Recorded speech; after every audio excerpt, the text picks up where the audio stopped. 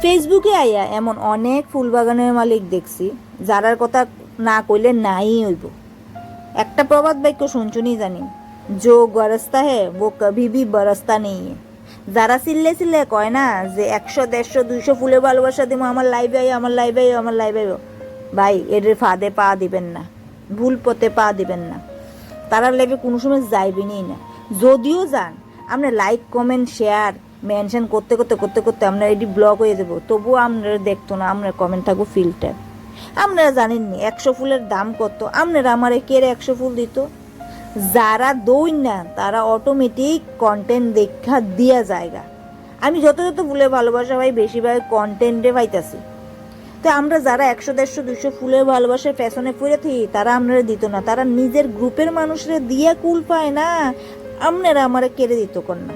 একটা জিনিস, একটা ভাবেন জিনিসটা, যারা কিচ্ছু কইতো না তারা লাইভে জামু, যারা লাইভে লুক হয় না তারা লাইভে যাইবেন, কমেন্ট করবেন, কমসে কম আপনি কমেন্টটা করবেন যে এটার মূল্যটা আপনারা দিব, কমেন্টটা করবো, বারবার আপনার নাম কইব, আপনারা প্রমোট করব। আর আপনি যে বড় বড় লাইভে ফুলের পেছনে পড়ে থাকেন, কন্টেন্ট তো ছাতো কেউ বানানোর দিকে ফোকাস নেই, সবাই ফুলের দিকে ফোকাস। ফুলের ইনকাম ঠিক আছে গুরুত্বপূর্ণ, কিন্তু কন্টেন্টে ভাইরাল হইলে আপনার সারা জীবনের লেগে আপনার আইডি ভাইরাল হয়ে যাবে।